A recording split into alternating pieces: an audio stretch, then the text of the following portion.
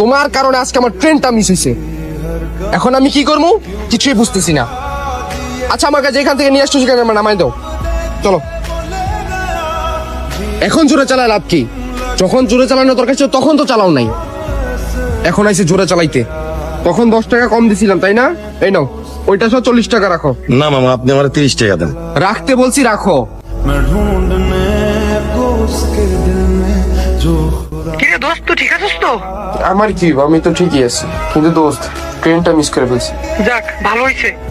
তোর যে ট্রেনে আসার কথা ছিল ওই ট্রেনটা তো অ্যাক্সিডেন্ট করছে। কি কি বলস তুই? আল্লাহর কাছে শুকরিয়া, তোর কিছুই হয় নাই। আমি তো টেনশন ছিলাম অনেক। जब वफा निकला मैं ढूंढने को ज़माने में, जब वफा निकला।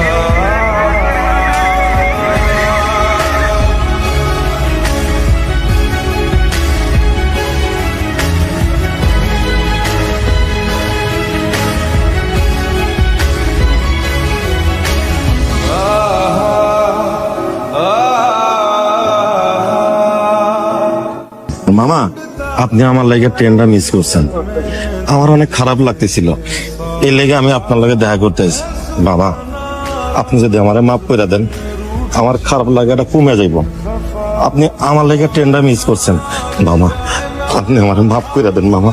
এগুলা কি বলতেছেন মামা? আপনার একটা ভুলের কারণে আজ আমার জীবন বাইচা গেছে মামা। নিয়তি বড়ই অদ্ভুত। আপনার কপালে যা আছে তাই হবে, কারণ এটা উপরওয়ালা ঠিক করে রেখেছেন। আপনি যতই চেষ্টা করুন না কেন, আপনি কখনো নিজের নিয়তি বদলাতে পারবেন না।